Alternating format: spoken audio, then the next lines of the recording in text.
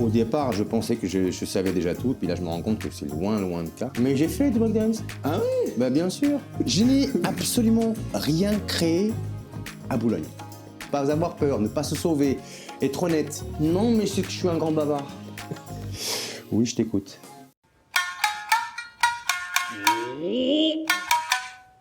Embarquez là. Brahim Sigisbee Sensei, c'est un très grand honneur de te recevoir aujourd'hui encore. On commence l'année avec ta venue. Et c'est pas là, tu fais ça depuis plusieurs années. Ouais. Hein. Je vais pas faire une longue biographie, mais je crois que tu as commencé l'aïkido à 10 ans. Exactement. C'est ça. Officiellement Voilà. à 10 ans. Je traînais déjà un petit peu avant, mais officiellement à 10 ans. Et je crois que cette année, c'est aussi les 30 ans, que c'est l'anniversaire que tu es enseignant. Exactement. Voilà, c'est un anniversaire à fêter. Alors, voilà, s'il te plaît, souffle. Oh, Voilà. 30 ans. Ça se mange pas, attention. Voilà. 30 ans, enseigner des Voilà. conneries. 30 ans. Génial. Alors, oui. bah écoute, t'as vu, on t'a mis une ceinture blanche parce que tu es toujours en recherche, tu es toujours... Alors, ces 30 prochaines années, ce sera quoi ton vœu de encore explorer, trouver, développer? Ben, j'enfonce les portes, chaque année j'enfonce des portes et si après je vois ce qu'il y a après les portes. En fait, c'est toujours une surprise. C'est cyclique en fait l'aïkido. Au départ, je pensais que je savais déjà tout, puis là je me rends compte que c'est loin, loin de cas. Et chaque fois que j'enfonce une porte, il y a des portes et des portes et des portes. Donc je pense que les 30 ans ne seront pas suffisants encore. D'accord, donc on va tu je vas sais revenir pas. souvent au dojo nous montrer. Alors, merci de te prêter au jeu de quelques questions qu'on a préparées. Alors, on va laisser le hasard agir. Tu vas tirer une carte, si tu veux bien, et ça va ouvrir un mot. Et moi, derrière, j'ai probablement une question qui va être liée. Je t'en prie. Ok, celle-là. Alors, le mot, c'est beauté. Beauté. Alors, Brahim, dans ta pratique, tu as une pratique qui est très, très esthétique. Ça, c'est quelque chose que j'ai lu plusieurs fois et je témoigne moi-même aussi d'une beauté de ta pratique d'aïkido. Quel est ton secret de beauté? L'Oréal. On n'a pas besoin de faire de la pub dans une interview comme ça. Non, je pense que c'est le fait de la beauté dans le... C'est pas volontaire. Je mets pas je suis pas maniéré ou je mets pas des... Je pense que le fait d'être dans un bon timing et d'être souple et léger, ça devient gracieux. Et à Oui. partir de là, si en plus j'arrive à bouger mon partenaire correctement, on est gracieux. Et à partir de là, je pense que peut-être qu'il y a de la beauté qui se dégage, mais je ne cherche pas à être beau. Et alors, est-ce que dans cette... tu cherches pas à être beau, mais dans cette beauté, est-ce que, avec ta incroyable souplesse, tu as été déjà convoqué ou invité dans une battle de hip-hop, de breakdance? Ah ouais? Est-ce que tu as déjà fait ça? Mais j'ai fait du breakdance. Ah oui? Bah bien sûr, mais très très haut niveau. Eh ben, il faudrait qu'on voit ça un jour. Non, mais je faisais à l'époque, je mettais le carton par terre là, et je faisais la coupole avec le bonnet et puis les gants là. Ah non, mais bien ouais. sûr. Ah bah ça, c'est une vidéo Mais qu'il faut que tu nous envoies. C'est ma jeunesse, hein, c'est les années 80, 70. Oui. Le hip-hop en France, Mhm. ça fait partie de ma vie. Hein. Ah ouais. Eh ben, je n'en suis point surpris. Deuxième mot, si tu veux bien. Oh, celui-là j'aime bien. Alors, Occident-Orient. Oh. Alors oui, on en a parlé plusieurs fois et je l'ai lu d'ailleurs.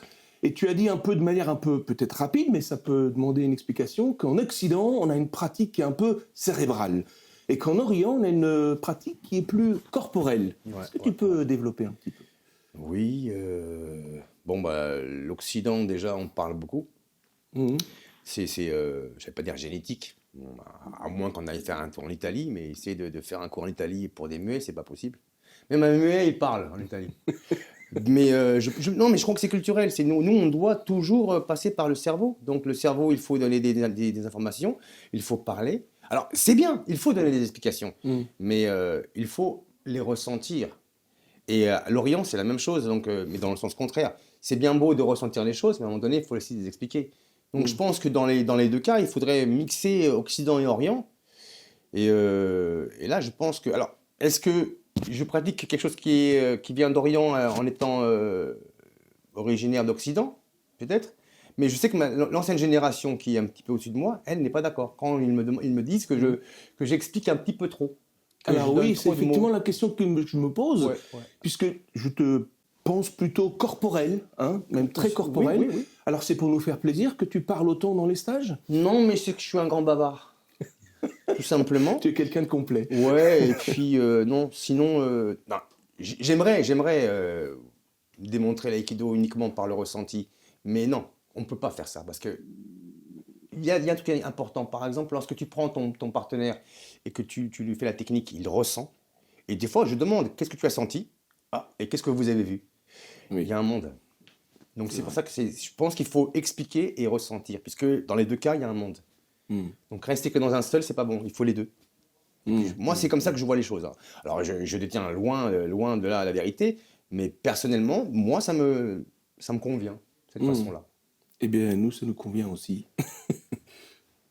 Mot suivant. Oh, c'est trop comment je parle ou pas, là? Ah, oh là là. Ah, ok. Ah oui. Ça, c'est... Alors, tu as commencé très tôt, hein, tu as commencé très très tôt l'aïkido, et donc tu as commencé d'abord comme uke, Ah ouais. et un uke extraordinaire. Hein. Et je te suis depuis plusieurs années, et souvent j'ai remarqué que tu as un grand souci de la pratique du uke, presque plus du tori. Ouais. Hein, parce que toi, Brahim, es-tu un maître uke, plus que tori?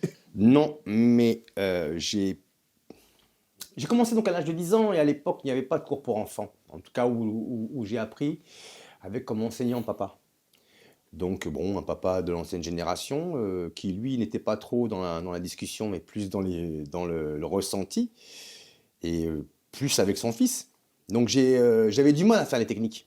Parce qu'à l'époque, dans les années 80, il y avait des gens qui étaient... Moi, j'ai l'impression qu'on était plus massif qu'aujourd'hui. Les gens bougeaient plus, c'était beaucoup plus fort. Et quand vous avez 10, 11 ans et que vous essayez de faire une technique sur une personne qui a 40 ans en face et qui ne veut pas bouger, tu ne peux pas. Puis ils venaient du judo aussi, Et donc les ils avaient 90% déjà des gens venaient du judo. Donc ils n'avaient pas encore compris qu'il y avait cet aspect partenaire. Je chute et puis tu chutes. Non, non. Des fois, ils bloquaient parce que c'était en eux de ne pas chuter. Et donc du coup, moi, j'arrivais pas à projeter les gens. Donc honnêtement, je ne mens pas. Je crois que les 3-4 premières années de ma vie, j'ai fait que 99% du temps ok. Parce que, frustré de ne pas pouvoir faire, et puis à l'époque, les joueurs ne jouaient pas le jeu. Dans le sens que le mec arrivait, il avait 40 ans, il faisait 90 kilos, il aurait pu se dire je vais m'adapter à la situation. Non, il me prenait comme si j'étais une personne lambda, pam, pam, pam, et puis après, en fait, il me bloquait. Donc du coup, comme je n'arrivais pas, je lui dis écoute, on oublie ça, moi je fais rien, je fais partenaire. Et puis j'ai fait ça pendant 3-4 ans. Honnêtement, c'est vraiment ça. Est-ce que c'est le fait d'avoir fait beaucoup qui m'a fait que j'ai développé ce travail-là? Je ne sais pas. Mais c'est le rôle le plus important. Oui. C'est ça qui est fou parce que vous voulez pratiquer et projeter quelqu'un, mais si en face on ne vous donne pas les données qu'il faut, ça veut dire une attaque juste, qu'on vous touche avec l'intensité, ne pas avoir peur, ne pas se sauver, être honnête. En fait, toutes les valeurs que l'on donne à celui qui fait, je pense que c'est celui qui subit qui les a en premier et qui va contaminer ensuite l'autre. Donc moi je fais ça comme ça. Tu es aussi perçu comme un spécialiste des chutes en fait, hein, et des ukemi, cette souplesse formidable que tu imprimes et que tu J'essaye. expliques. Oui. Bah, c'est aussi une façon de se défendre. Là, comme j'étais donc jeune, je devais apprendre à absorber et à ressentir la technique. C'était ma seule façon de ne pas me blesser. Oui. Donc je devais être juste une fraction de seconde avant dans le temps pour chuter et puis ne pas bloquer. Bah, j'étais perdant déjà. Je me rappelle d'une scène où je crois c'est Toshiro Suga Sensei qui te fait un Idioki Myosai et toi, hop, t'arrives à te dérober. Et le commentaire était, il n'y a que Brahim qui a le réflexe d'éviter Toshiro. Bah, Toshiro avait fait un DVD et il prenait chaque individu par rapport à la technique qu'il pouvait subir. Et si vous regardez bien, moi je faisais que Nikyo. Bon, maintenant j'ai un problème, je me suis cassé les 2 scaphoïdes. Mais avant ça, Nikyo, moi j'avais mes 4 doigts qui touchaient là. Ah ouais. Donc à partir de là, quand tu as tes doigts qui touchent là, Nikyo, tu l'as annulé, quoi. Mais par contre, tu étais au sol. Mais bon, c'est vrai qu'un Nikyo de Toshiro, il y a 20 ans de ça, purée, fallait pas passer à autre chose. Hein.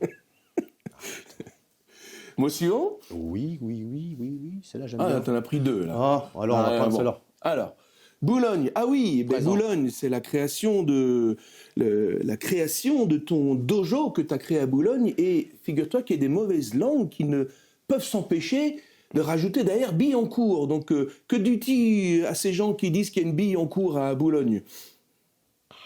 Alors déjà... Elle est nulle, je sais. Ouais, alors donc j'ai essayé de me dire, je vais essayer de lui remonter un peu le truc, mais c'est tellement pourri qu'on va passer à autre chose. Je n'ai absolument rien créé à Boulogne. Ah bon? Non. Ouais. Non, Donc on m'a 2 fois menti, en fait. Ouais, donc on s'est écouté ta gueule des fois. Non, le seul club que j'ai créé, c'est à Créteil. C'était un CHU où il y avait que des étudiants de médecine. Mais les 3 autres dojos où j'ai enseigné, c'était... alors, soit j'ai repris après mon père, soit on m'avait laissé déjà un dojo. Mais celui que j'ai vraiment créé de moi, où je suis parti de rien, c'était à Créteil. Donc là, D'accord. c'était... Bon, alors, bien sûr, c'est pas facile de passer 2 jours derrière quelqu'un. Surtout Mhm. quand mon papa avait un charisme assez... moi, je n'ai pas du tout ce qu'il a, lui, quand il rentre quelque part, ce qu'il dégage. Mais j'ai eu un peu du mal. Mais par contre, à Créteil, j'ai pas eu ce problème-là. Donc, comme j'ai créé le truc, c'était moi le charisme. Ils en connaissaient pas avant. Donc, mais sinon, à Main, Boulogne, non. Et puis Billancourt, c'est important, Billancourt. Alors, ceci dit, j'ai lu quelque part que tu n'as jamais cherché à être professeur. Non, je ne voulais pas. Ah ouais. Jusqu'à aujourd'hui encore, je me dis, qu'est-ce que je fais là? Non, honnêtement, ça a été un concours de circonstances. Parce on me demande des fois, Brahim, j'aimerais bien être enseignant, et aujourd'hui, pour avoir un dojo, c'est compliqué. Et si je vous dis que j'ai eu 4 dojos sur une saison. Mm. J'ai commencé en septembre, j'ai rencontré une personne qui m'a offert un dojo en novembre, ensuite en février. Et à chaque fois qu'on me demandait de venir enseigner, c'était marrant parce que c'était toujours, oh, en fait, il ne me reste que ces 2 jours-là. Et c'était les jours qui me restaient. Ah oui. Et au bout incroyable. d'un an, je me rends compte que je fais que ça. Mm. Alors j'ai fait, mais c'était absolument pas ce que je voulais. Non. Moi, je voulais être comédien, artiste, faire du foot. Ah, justement, tu as peut-être pas pioché être une judoka. question. Tu as peut-être pioché une question au hasard. Hein, attends, évidemment, elle est cachée, celle-là. Hein. Voilà, tu as peut-être pioché celle-là au hasard. Celle-là, hein. celle-là. Ouais, voilà. Allez, celle-là au hasard, allez. Football, ah bah oui. Voilà. Bah écoute, t'as pas loupé un peu ton orientation, parce qu'au football, quand on voit ce qu'il palpe comme lait et l'énergie que vous, sensei, tous du monde, vous donnez pour des clopinettes, là, enfin... Je me suis bien Un regret. je me suis bien fait avoir. On n'a T'étais jeune espoir, je crois, même. au Ouais, football. mais j'ai fait les moins de 15 ans en équipe de France. Mmh. Peut-être que j'aurais pu avoir une carrière. Alors, je ne sais pas après, parce que j'en connais. J'aurais dû être normalement, si c'était prévu et que tout fonctionnait bien, j'aurais dû jouer avec Deschamps. Donc j'aurais peut-être été champion du monde 98, dans le meilleur des cas. Oui. Mais j'ai connu des joueurs meilleurs qu'on a connus aujourd'hui qui sont partis parce que pas sérieux ou des problèmes de machin ou blessés. Mais oui, j'aimais le football et j'en ai fait longtemps. C'est vrai que ça a été. L'aïkido, ça n'a pas été ma passion. C'était la passion de mon père. La passion est devenue après. Mais moi, j'étais vraiment footballeur. Ouais, c'est sûr que c'était. Non, je regrette rien. Parce que, ok, l'argent. Il y a 20 ans de ça, je t'aurais dit oui. Parce que j'étais encore un petit. Bon, je suis toujours un peu con. Mais j'étais beaucoup plus et je pensais qu'à ça, à ce côté pécunier, machin. Mais au final, je pense que ces gens-là, parce que j'en connais un ou deux quand même, qui sont encore dans le monde du football et qui palpent des 300 ou 400 000 euros le mois, ils m'ont dit, Brahim, que leur entourage est faux. Tout est faux. Et là, je me suis aperçu que le mien, non. J'ai pas un super entourage, mais il est honnête et il est sain. Et c'est des gens qui sont avec moi depuis 30, 40 ans. Donc, il n'y a pas une question d'argent. Si tu es avec moi depuis 40 ans... Et c'est là que je me rends compte que, ouais, ok, j'ai pas 36 millions, j'ai pas 36 voitures, mais j'ai des gens qui m'aiment vraiment pour ce que je suis. Et il y a 20 ans, je n'aurais pas eu ce discours. Mais aujourd'hui, ouais, je l'ai. Donc l'aïkido, c'est une affaire de relation. C'est une relation. Ouais. Y a pas de, c'est un partenaire, donc c'est une relation déjà. Le fait d'apprendre à construire quelque chose et pas à détruire, c'est une relation aussi. C'est maintenant que je le vois à 54 ans. Tu vois, mais il y a 20 ans de ça, tu m'aurais encore dit, Brahim, tu as encore à l'espoir de jouer au foot. Peut-être que je serais parti. Peut-être.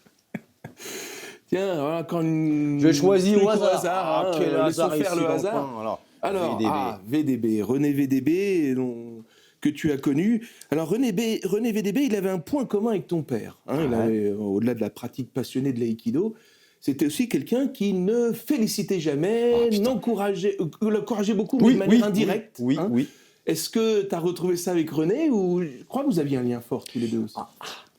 Alors, bon, maintenant j'en parle facilement. Il y a encore pas longtemps, j'aurais pas pu en parler facilement.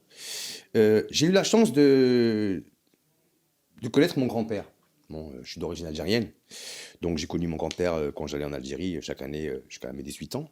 Un homme complet, le vrai grand-père, tu sais, la personne qui prend soin de toi et qui n'est pas là. Je suis grand-père aussi aujourd'hui, je comprends.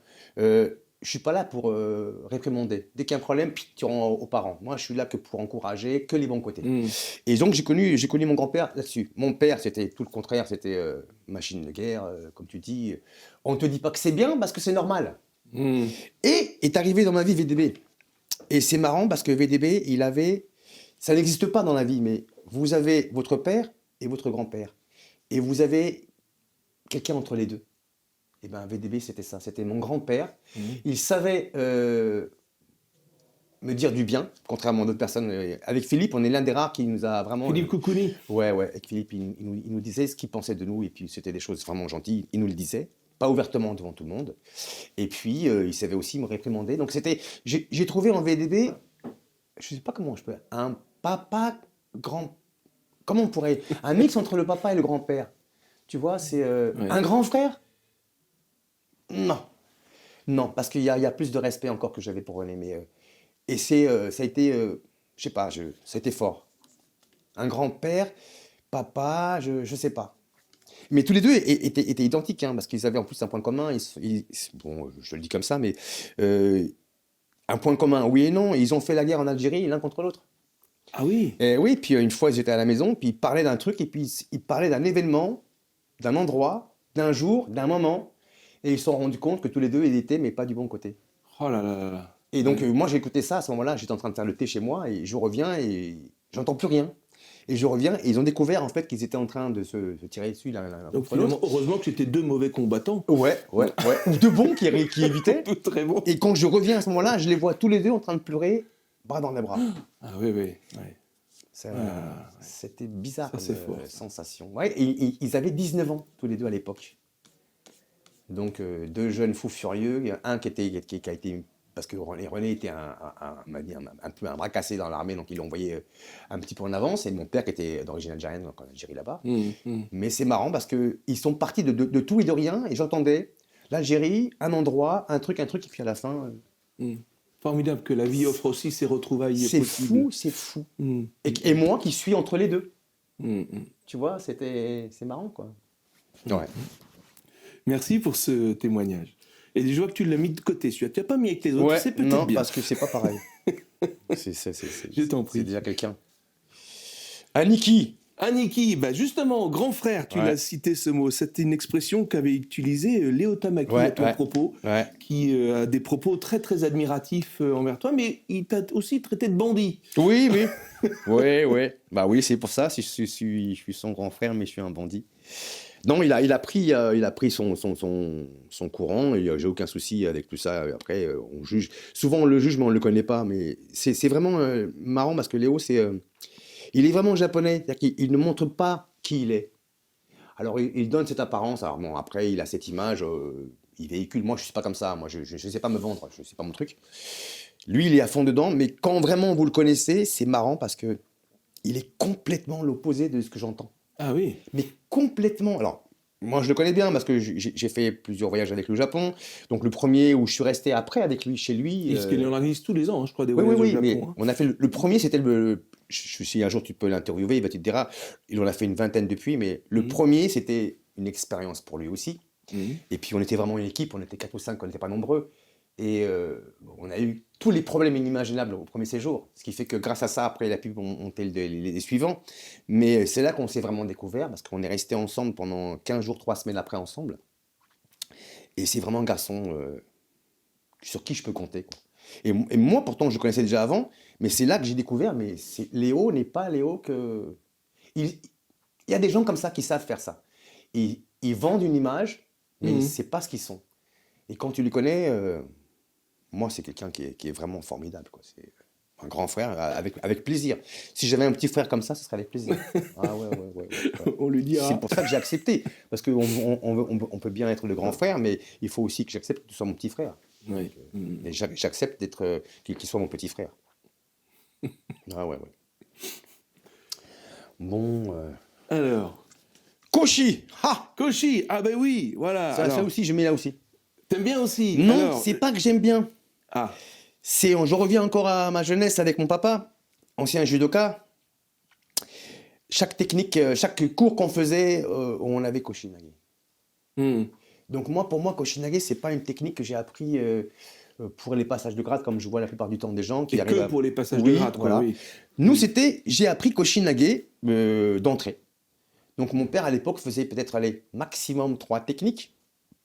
Allez, peut-être 2, 3 maximum. Mais systématiquement, on avait Koshinage. C'est même rentré un petit peu dans les mœurs parce qu'il était tellement à fond là-dedans qu'on l'appelait Koshiman. Koshiman. Koshiman, ouais. Maintenant, ça me revient un Et peu toi, à moi. Koshiboy, alors? Koshiboy.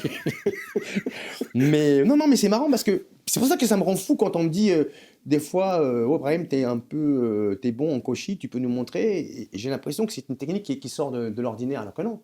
Je comprends pas pourquoi on en est amené à cette situation. Je pense, parce que déjà la chute, on l'appréhende, donc du coup on la refuse. Bien sûr. Et en face, on a plus de difficultés à faire. Mais si dès le départ, on avait mis ça comme un truc lambda, je pense qu'il n'y aurait pas de problème. Question subsidiaire, je crois que je t'ai jamais vu montrer un koshi en Suwariwaza. Ça va être pour nous cet après-midi. Si, j'ai déjà fait. Ah, bon. Mais tu n'étais pas là. Ah, c'est sûr. Tu n'étais pas là. Si. J'ai fait avec René, justement. On faisait Ah. koshi avec René, ouais. Ça, c'est vraiment quand je vois que les gens ont une appréhension pour les chutes, je peux pas aller plus bas que ça. Mais si, on peut faire. Bon, c'est pas l'idéal, hein, mais on peut faire. Milieu. Koubaride. Ah, Kobarid, ouais. oui, les stages en Slovénie, tu as fait Bah, toi le aussi. tout premier stage, oui, j'y étais aussi. Ouais. Et je vais te raconter une petite anecdote qui m'a resté très fortement. Je crois que c'était en 2005, quelque chose comme ça. Bon, je suis pas bon dans les dates. En tout cas, tu étais venu avec ton fils qui devait avoir 3 ou 4 ans. Et à une des pauses, tu l'habilles avec une ceinture noire et magnifiquement, il fait des roulades, etc. Et tu dis à tout le monde, faites comme lui. Qu'est-ce que tu voulais dire? Je voulais dire qu'il fallait chuter léger, sans appréhension et sans réflexion, Ouais. comme un enfant. Et il avait 1 an. Il avait 1 an. Ah oui. Ah bah déjà, il était Il déjà a marché extraordinaire. 7 mois. Ouais, mais il n'est pas normal, cet enfant. Ouais, il a fait du vélo à 2 roues à 18 mois, D'accord. sans passer par les 4 roues. Non, ce que je voulais vous dire, c'est que l'insouciance, l'enfant, si c'est bien fait, les choses sont naturelles. Donc, il posera ses mains, et puis juste lui dire de ne pas rouler sur la tête, d'être léger, d'être rond, il fait. Et c'est ce que je voulais vous dire. Là, je ne lui ai pas appris. Je ne lui ai pas appris à chuter. Je l'ai pris, Il faut je l'ai que projeté. nous, on retrouve des mouvements naturels comme Ouais, les enfants pourraient avoir. l'insouciance, le fait de ne pas réfléchir, de pas réfléchir, de ne pas avoir d'appréhension. Alors, bien sûr que c'est plus on prend de l'âge et plus tout ce que je viens de te dire se met en évidence, bien sûr. Mais non. Après, le faire lentement, doucement, mais ne pas se dire que la chute, c'est quelque chose de compliqué. Mais je comprends. Plus on prend de l'âge, plus on a la réflexion, attention, je vais me blesser, le corps n'est pas. Mais quand j'ai mis mon fils comme ça, je l'ai balancé, j'aurais dit voilà, il arrive, il a chuté. Il n'y a pas de. Il n'y a rien, c'est normal. C'était un beau moment en tout cas. Ouais. Bah, si tu veux que je te raconte une belle aussi, tiens. Ah oui. Parce que tu me parles de mon père, mon fils, mais je te parle de mon père, parce que mon père aussi, quand même, elle est bonne celle-là, il y a encore quelques années, pas très longtemps. Peut-être 3-4 ans avant le Covid, donc c'était il y a, allez, on va dire 7-8 ans. Pareil, tiens, bing bong, on part en stage, je pars avec lui, et puis il neige de fou furieux la nuit. On descend et le gardien allait commencer à saler ou mettre du sel ou du sable. Et à ce moment-là, on sort du bâtiment, il nous dit bonjour, vous allez bien? Il était quand même 6 heures du mat, il est surpris. Et quand il dit bonjour, mon père lui répond, et mon père glisse, il tombe. Mais quand il tombe pas, il chute. Parce que c'est tomber, c'est pas pareil. Donc il glisse, il chute et il continue son chemin. Moi, ça me dérange absolument pas de voir mon père chuter. Moi, je me dis, tiens, pas mal, quand même. Bon, je me dis au fond de moi, pas mal. Et là, le gardien me dit, il est tombé ou pas? Parce qu'il a eu Eh oui. Il a vu une personne âgée de 75 ans au sol et se relever et partir normal. Et moi, je lui dis, mais non, il n'est pas tombé. C'était irréel. Et il est resté, parce que je marche 10 mètres plus loin, je m'arrête, je me retourne, je te jure, le gardien comme ça. Il a dû se dire, mais c'est pas possible. Et on l'a laissé comme un abruti en pensant que mon père n'était pas tombé. Ouais. Et ben voilà, faites comme mon père, faites comme mon fils. Bon, on va faire comme toute la famille, Sig et Smith. Ouais, alors les Tous filles, des maîtres. les filles, elles font de la danse, elles font pas d'équilibre. Je peux pas imposer tout ce que je veux. Ascenseur. Alors, écoute, figure-toi que j'ai découvert qu'un des fantasmes les plus importants de rencontres se passent dans les ascenseurs pour les Français. Et en parallèle, tu as une réputation un peu de nous faire de l'aïkido d'ascenseur. C'est un espace très petit. Je me suis demandé s'il y avait un lien, encore une fois, relation, ascenseur. Explique-nous tout ça. Wow. Bah non, mais c'est bon, je dis ça parce que souvent j'ai envie ouais. Le fait qu'on soit dans un ascenseur, la distance déjà, elle est beaucoup plus confinée. Tu peux pas bouger parce que tu vas taper contre le mur. Mais souvent, je parle de ça parce que où j'habite, tout le monde sait ce que je fais. Donc j'habite dans une cité, ça fait 50 ans, donc on m'a vu grandir, on m'a vu en kimono toute la journée. Quand je vais acheter du pain à la boulangerie, ça dérange personne. Quand je vais à Carrefour, ça dérange personne. Il n'y a que les gens qui n'habitent pas dans le coin qui sont surpris. Et donc voilà pourquoi je dis, c'est que souvent dans l'ascenseur, quand je suis dans l'ascenseur avec mes voisins, il suffit que ce soit vraiment du voisinage, ça ne dérange personne. Donc je suis en Keikogi normal, hein, les gens rentrent, bonjour, c'est pour comment ça, tu vas parce que je ne voyais pas pourquoi tu Mais étais par contre, surpris. quand c'est une personne qui n'est pas du bâtiment et qui rentre dans le groupe, qu'on est déjà tous les deux par exemple, et qu'on parle et que je suis en kimono, il faut voir la tête de la personne qui rentre. Parce qu'elle vous voit en kimono, donc déjà elle dit mais c'est bizarre, et celui qui lui parle, en plus, lui parle, ça ne le dérange pas. Et c'est là que ça me fait rire, parce qu'à chaque fois que je vois à ces moments-là, je vois les gens, tu sais, puis il y a quand même un certain aura, t'es en kimono, donc les gens te regardent comme ça. Puis il suffit que je fasse un regard comme ça, hop, regarde par terre. Et c'est pour ça que je te parle souvent de l'ascenseur, parce que c'est dans ces moments-là où c'est marrant, quoi. Et l'autre fois, on était tous les trois, mon père, mon fils et moi en Keikogi, et ben les gens ils voulaient même pas rentrer dans l'ascenseur. Tous les trois comme ça. Bonjour monsieur, bonjour, c'est pourquoi? Non, vous montez? Non, moi je descends. Non, mais on est au 0. Mais c'est pas grave. Attends, les gens ils veulent même pas rentrer dans l'ascenseur. Ceux qui ne connaissent pas, hein, mais quand on nous connaît, il n'y a aucun souci. Puis on est des gens gentils. Donc l'ascenseur est un lieu important. Ah oui. Surtout que j'habite au 15e étage. Donc quand j'ai pas d'ascenseur, je le sens moi l'ascenseur. Contrairement à certaines personnes qui sont au premier étage. Oui, je t'écoute. Dernière question, elle vient à un point nommé d'ailleurs. C'est vrai. Le repas, figure-toi que normalement, il me semble que dans les codes japonais, la personne la plus honorée est toujours la première saluée et servie. Oui. Or, à chaque restaurant, à chaque repas, tu es servi en dernier. Mais comment c'est possible? Explique-moi ce manque de. Mais je ne sais pas. D'étiquette. Ça m'est encore arrivé il n'y a pas longtemps là. Ça va peut-être arriver tout à l'heure. Non, mais je sais pas. Alors est-ce qu'il y a, je sais pas, quelqu'un du téléphone arabe, tout le monde sait parler, pareil, je ne comprends pas. Ça te froisse pas plus que ça? Non, mais c'est. Je me suis habitué à manger le dernier, quoi. Donc du coup, quand je remonte sur le tapis, j'ai toujours la limite, tu vois, le café encore dans la gorge. Mais c'est marrant que tu me dises ça parce que ça m'arrive souvent. Alors je ne sais pas pourquoi. Bon alors, parce qu'ils le font avec amour. Je sais, j'étais du côté positif, mais bon alors ils se foutent de moi et ils vont voir quel point je peux me. Non, je ne sais pas, mais c'est marrant que tu me dises ça. C'est la première fois qu'on me dit ça. Mais ça m'arrive très souvent. Bon, j'ai beaucoup commandé, même comme une autre personne. La personne aura son assiette avant moi. Voilà. Bon, écoute. On va vérifier si c'est ça qui va se passer encore une fois. Bon. Un petit mot sur ce dojo. Est-ce qu'il te parle? J'ai l'impression que tu aimes bien venir ici. Mais parce qu'il y a une histoire. J'ai aussi participé un peu dans les travaux. Ah oui? Ouais, j'ai fait des petites bricoles aussi là-dedans. Et puis, non, c'était... c'est René maintenant, voilà, c'est ça. Ça restera toujours René. C'est un dojo. Parce que là, tu me parles, c'est pas un gymnase déjà pour commencer. Oui. 99% du temps où je pratique, c'est dans un gymnase. Et là, un dojo comme celui-ci, déjà, j'en ai vu rarement.